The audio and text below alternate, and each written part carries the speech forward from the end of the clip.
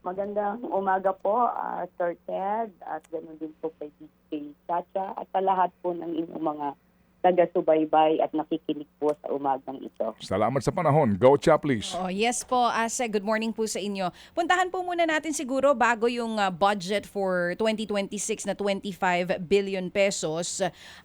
Meron pong audit ang COA na ginawa kung saan po sinasabi po dito sa kanilang audit 2023 audit report po ito na flag yung ilang seryosong issue dito po sa implementation ng TUPAD program ng DOLE. Ang sinasabi po nila, merong mga double availments ng ilang benepisyaryo, meron din daw pong naibigay na tulong dun sa mga hindi qualified at may milyong pisong sobrang bayad at unclaimed funds din daw po. Una po muna sa lahat, ano po ba ang paliwanag dito para mas maliwanag nga po talaga at maintindihan namin kung tama po ba yung naging audit nito? May sagot na rin po ba kayo dito? Well, unang-una po, of course, nire-respeto po natin ang mga COA audit at saka talaga sineseryoso po yan ng Department of Labor and Employment. Kung ang natutukoy po ninyo, yung 2.5 million na reported na overpayment sa 477 TUPAD beneficiaries na nangyari sa NCR and Mimaropa, ito po ay nasagot na po ng ating mga regional officers at na-submit na rin po yan sa COA. Yun sa case po ng Mimaropa, 438 beneficiaries po yun. Ang total amount po na nabanggit doon sa report po ng COA ay 2.27 million. Pero po, ito po kasi ay sinasabing na doble because under ho dun sa TUPAD guidelines natin, sa panahon ho ng mga kalamidad, ay pwede naman po na ma-allow na maka-avail more than one ating mga beneficiaries kasi tulong po natin yan sa panahon po ng pangangailangan.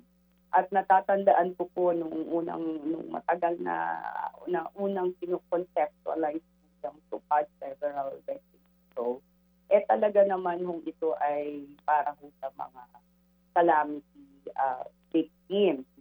So, paliwanag po ng ating Mimaropa office, ito ay yung number of beneficiaries na po yun, nabigyan po ng more than once kasi nga naapektuhan sila po ay mga biktima ng calamity. So, under the guidelines, hindi ho natin maituturing na talagang overpayment.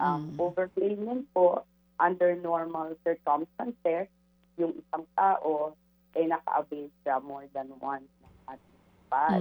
Iniiwasan ho sana natin yon kasi para mas marami pa ho tayong mabigyan ng tulong. Oo.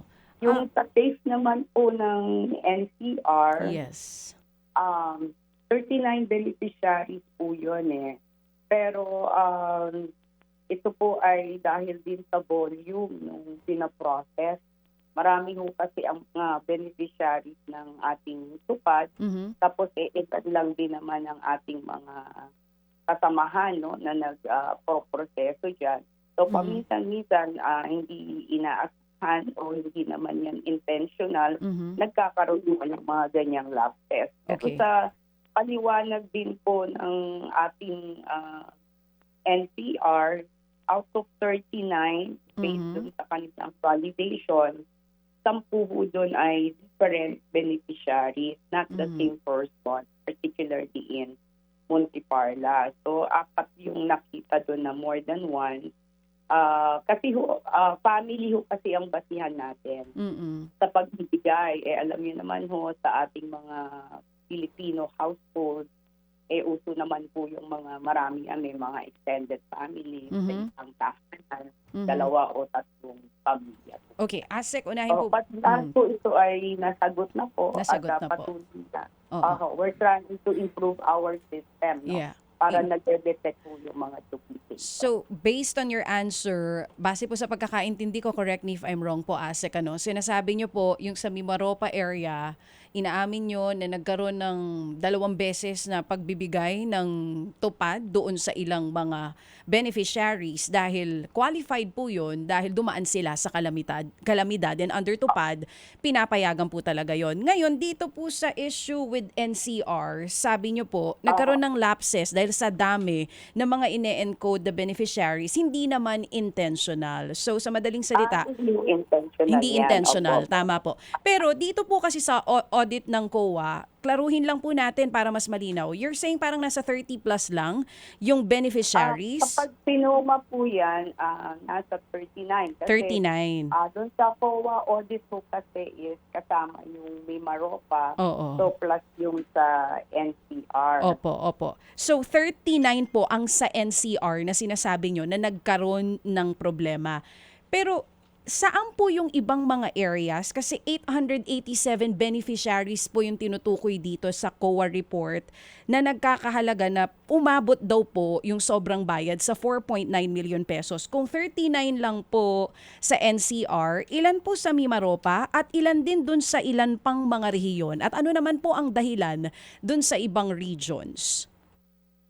Yung sa case po ng Mimaropa, nabanggit naman natin na 438 beneficiaries po yun, no? Amounting to 2.27. Pero nga, nabanggit ko na sa paliwanag ay hindi naman ganun yung numero kasi sila ay naging biktima ng beneficiaries. Yun namang sa ibang region, maaaring nagkaroon din ng ganyan because of the volume, no? So ano ho ba ang ginagawa kapag na-discover? Kasi after naman nila ng bayaran, yung mga regions natin, tinitingnan din naman nila ulit yun. O kaya kung base sa internal audit o sa external audit, nakita yung duplication. Yan ho ay our regional officers communicate with this beneficiaries. Nire-request nila kung pwedeng ma-refund yan. May demand letter sila. Oo nga Ngayon, po. kung talagang hindi mabayaran, alam naman natin minsan yung actual na sitwasyon, yun lang, hindi mo na sila makaka-avail nung ating tupad. But it doesn't mean na hindi na sila talaga, totally hindi sila matutulungan kasi may convergence programs naman po ang gobyerno. Like kami, we have a convergence program with other departments like DSWD, DNR. So kung saan sila pwedeng ma-refer, i-refer naman po namin sila. Kung kailangan nila ng mga skills training, of course, nire-refer din natin yan sa test. ASEC, so pinapaliwanag niyo po ngayon kung sa mga areas ito, kung ano yung dahilan, kung bakit nagkaroon po ng double na pagbibigay ng tupad. Pero kanina, kayo po mismo inaamin nyo, nagkaroon ng lapses dun sa encoding sa NCR, I don't know with other regions. Ngayon po ba dahil sinasabi nyo na nagkaroon ng lapses dun sa pag-encode ng pangalan ng mga beneficiaries, meron po bang mapapanagot sa mga field offices natin o kaya dun sa mga nag-implement po nito? Yung pong mga nagbigay na supposedly dapat hindi na mabigyan kasi nga sa tupad, sa isang taon, isa lang dapat? Yung tinitingnan kasi natin yung pag-aayos ng sistema. Kung nagkaroon man ng ganyan, it doesn't mean na may mga taong nakinabang, no?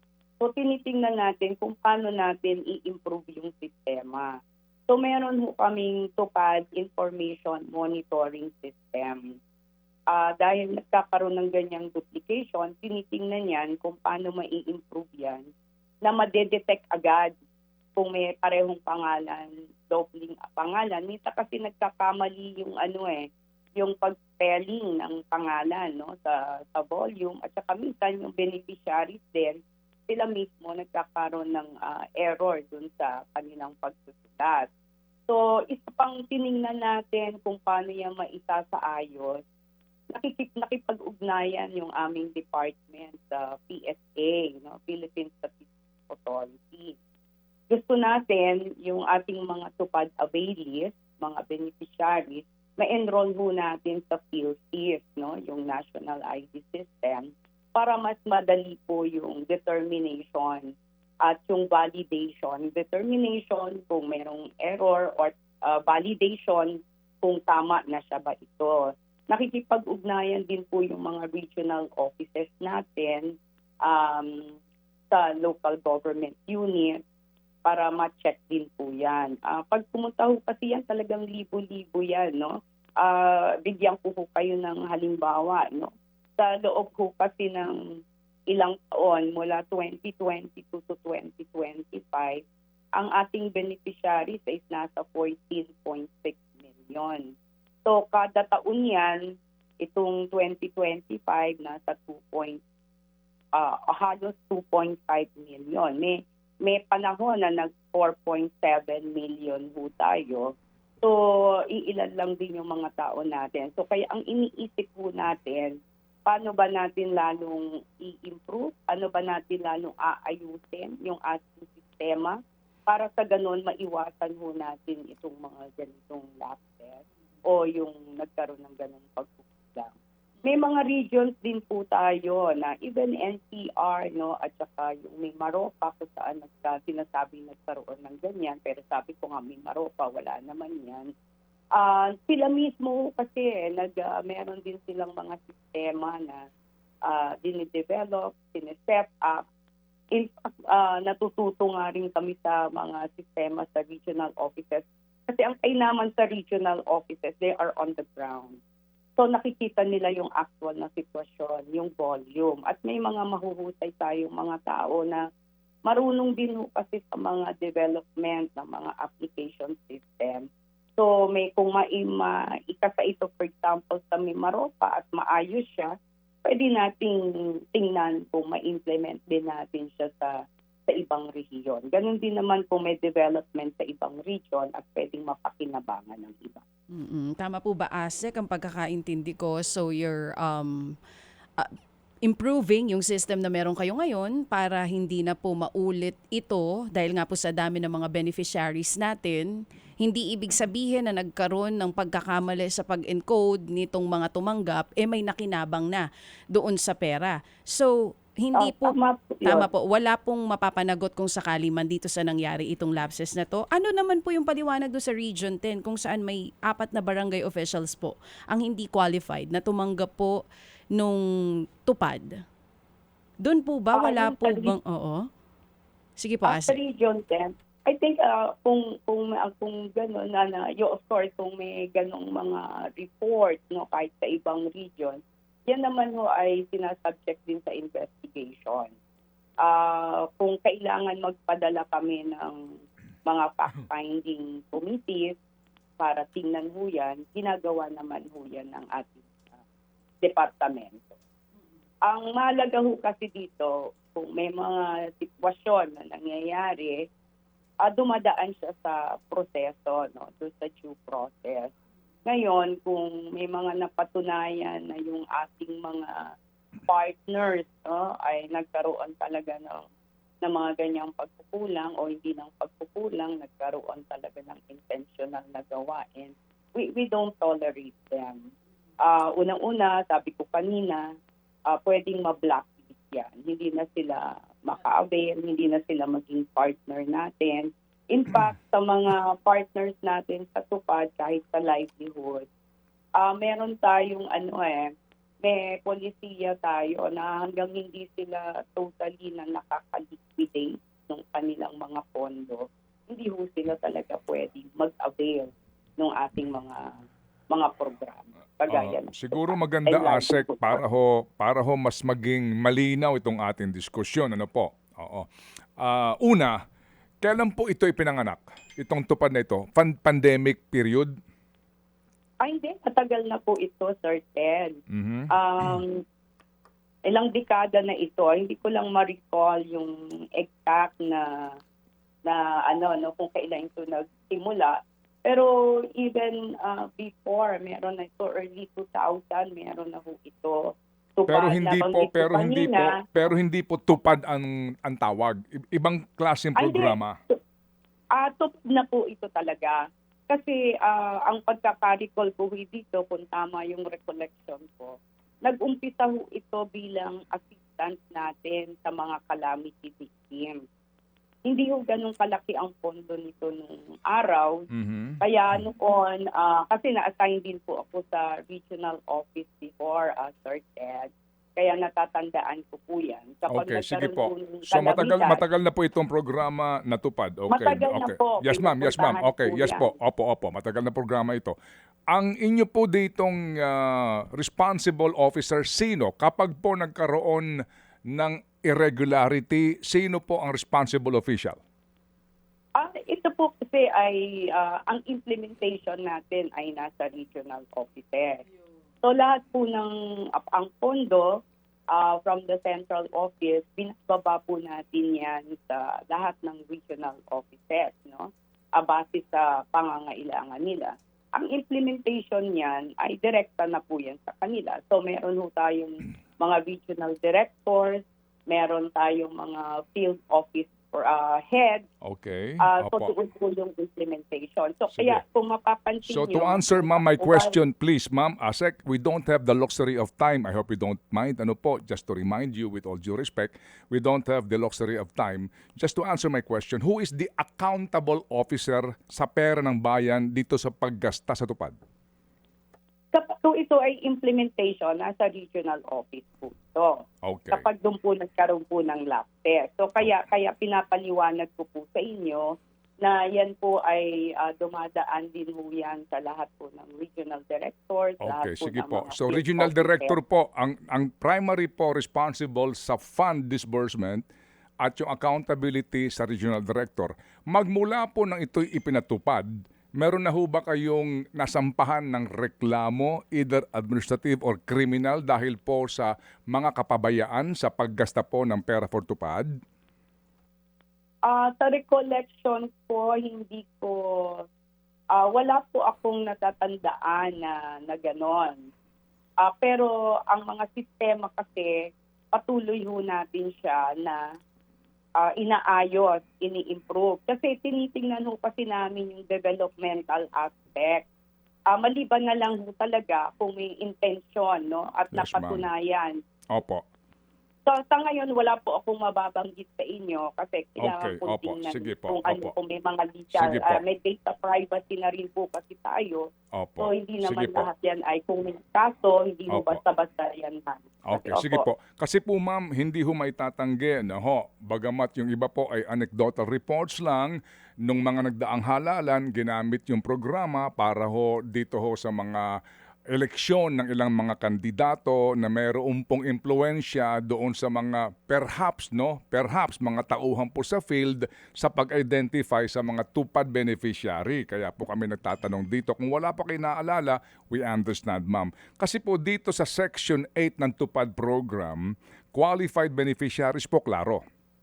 All disadvantaged workers aged 18 years old and above are qualified beneficiaries of TUPAD program except for government employees regardless of status of employment, permanent, contractual, project-based, including those who are regularly receiving honorarium or allowances for work performed. Senior citizens are qualified as beneficiaries of the program provided that they are fit to work. And then, ito po, only one member per family shall be eligible to avail of the assistance. In no instance shall they avail more than once in a calendar year except nga kapag may panahon po ng kalamidad. Itong report ng COA dito, mga barangay officials, no? Obviously, hindi naman siguro may tatago yung barangay official, di ba? Na siya ay official ng barangay. Yung pong mga non-residents, yung mga government employees, even students, opo, at iba pong mga individual na hindi lang po once, kung hindi ilang beses po sa isang taon. Kapag ganito po ang report ng COA, anong gagawin po ng DOLE para po natin malaman kung hindi lang po ito negligence, kung hindi talaga po mayroong irregularidad? Yun nga po, kung ito ay sa region nangyari, pinapatingnan po yan, no?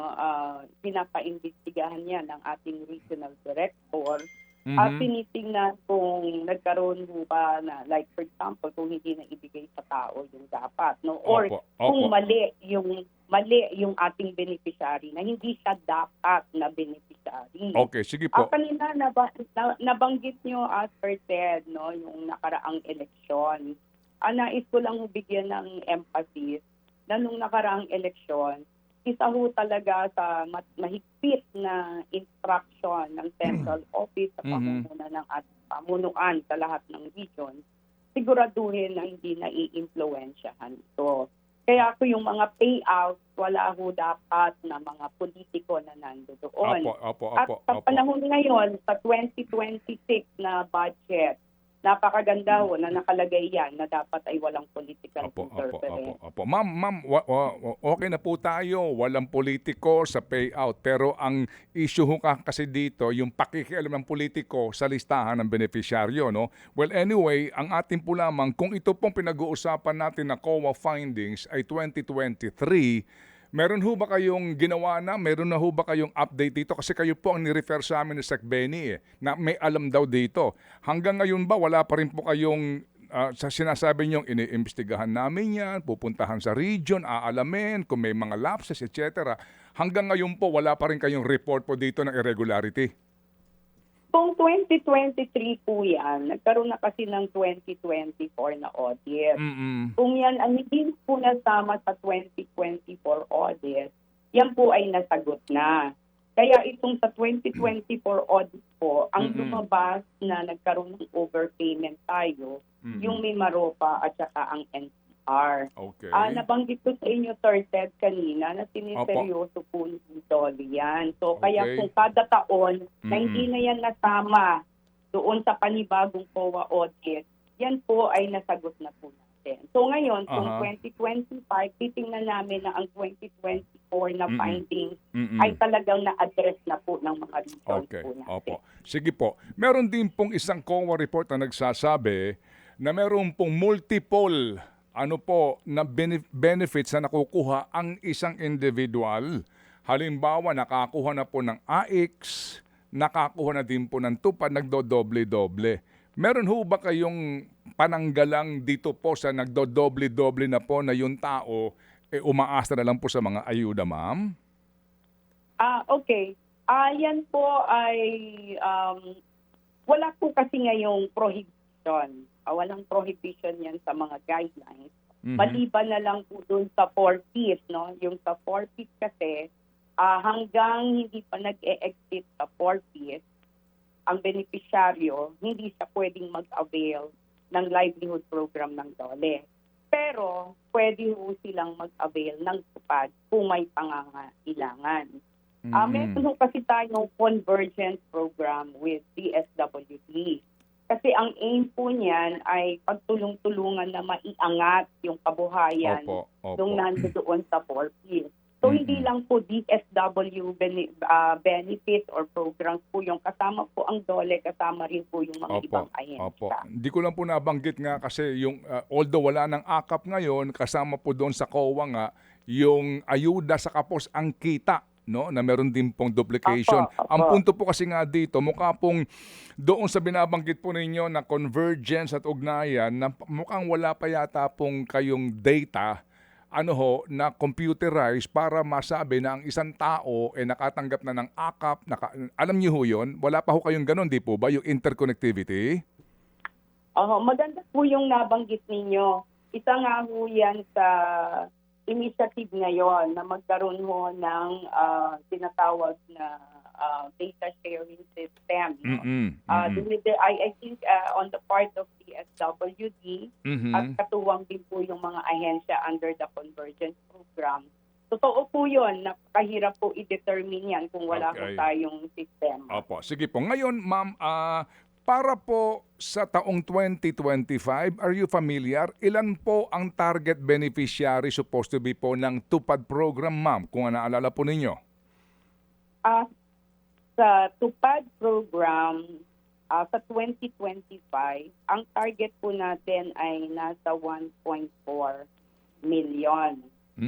Kasi doon sa aming computation ng target, nasa 20 days po yan. Opo. Ang tupad ho kasi pwedeng 10 to 90 days po yan. No? Opo. So Opo. yung sa computation namin for submission of budget, 20 days. Kasi ang target sana natin, Mhm. mas maging maayos yung implementasyon ng tupad. So Opo. 1.4 po yun. Mhm. Yung ating Opo. target. Pero sa actual po na naging beneficiaryo po natin, nasa 2.4 million po yan. Okay, sige po. For 2025 po, magkano po ang naging tupad budget, ma'am, kung mamarapatin po lamang ninyo?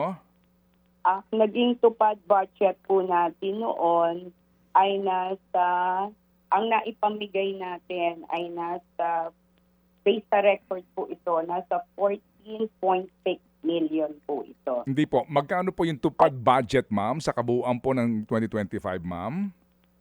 2025 po itong ating pinag-uusapan po. Ilan po? Ilang billion, ma'am? Bali 14.6 kasi po ang 14.6 budget billion. Apo, Okay, tama sige po po. kayo. Okay, sige. So ma'am, bahagi ho ba kayo ng budget team ng DOLE na gumagawa po ng proposed budget sa NEP para po sa tupad halimbawa? Yung po kasing pagpo-propose ng budget, nanggagaling ho yan sa mga program management team. Sa mga program management bureaus natin. Opo. Kagaya sa case po natin, meron po tayong Bureau of Workers with Special Concerns Opo. na gumagawa ng mga polisiya, mga Okay. budget proposal na sinasubmit natin. Opo, sa NEP. sa pamunuan Okay. natin. Opo. Sige po. So, paano kaya ito? Kasi hindi ho ba, ma'am, I'm sure matagal na ho ba kayo, ma'am, sa DOLE? Matagal na po ako sa DOLE. Opo. Ma'am, so alam po naman natin, di ba, na ang bawat departamento, kapag nag-propose ka sa NEP, pinag-aralan nyo yung proposal na yon at meron kayong target doon, di po ba? Na maaari po. Tama po kayo. Okay, sige. So kung ang target sa NEP ng DOLE para po sa tupad ay 12 billion, ginawa itong 25 billion. Opo. Kapag po ganyan... Kasalukuyan. Yes, Sa ma'am. 2026 po. Opo. Yes, ma'am. Opo. Kapag po ganyan, paano po iyan? Kasi meron naman kayong target eh. Di po ba? At meron kayo lamang hangganan. Di ba? Hindi pwedeng sa loob ng isang taon, dalawang beses. Paano po yan, ma'am? Kapag 25 billion na, mag-iiba ho ba ang inyong target o paano kaya? Opo. Paliwanag ko lang, Sir Ted, yung 25 billion, no? Yung 25 billion na yon hindi lang po lahat tupad yon. Meron pong 2.6 billion doon na livelihood program. Merong 1.1 billion for government internship program. At meron ding 228 million sa Dole Adjustment Measures program. So paano ho ba kami nagsa-target? Kami po kasi kung ano yung binigay na budget based sa GAA, whether tumaas yan or bumaba, dun ho kami nagbabase. Ngayon, paano ho kami nag-a-allocate sa mga regional offices? Tinitingnan, unang-una, nung based sa experience namin last year, nagbaba muna ho kami niya ng equal amount na pare-pareho sa lahat ng mga region. Ngayon, based pangangailangan nila, lalo na yung mga naapektuhan ng kalamidad, nagdagdag po tayo ng mga pondo. Tapos tinitingnan din natin saan area ba yung nasa 4 to 6 municipality. At ano ho yung regular na naaapektuhan ng bagyo kasi kailangan din ho nating i-factor yun. Okay, Ngayon sige for po. 2026, medyo malaki na po ito, no? Mas malaki po ito sa 2025. Itong Biyernes nga ho, meron kaming strategic management planning. So pag-uusapan doon at ipa-finalize namin yung criteria namin sa pagbaba ng pondo sa mga region. But definitely, yung mga factors na nabanggit ko sa inyo, kasama ho yun sa mga pinoconsider natin. Sige at po, magkakaroon din kami ng regional consultation po. Sige po. Ma'am, sino po ang may final decision sa kung sino ang masasama sa listahan ng tupad beneficiary?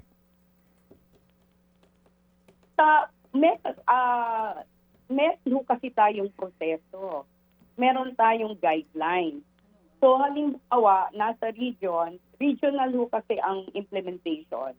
May mga lumapit na mga tupad beneficiaries o may mga partners na lumapit na sinabing may work program sila, may proposal sila, ito ho yung tatrabahuhin.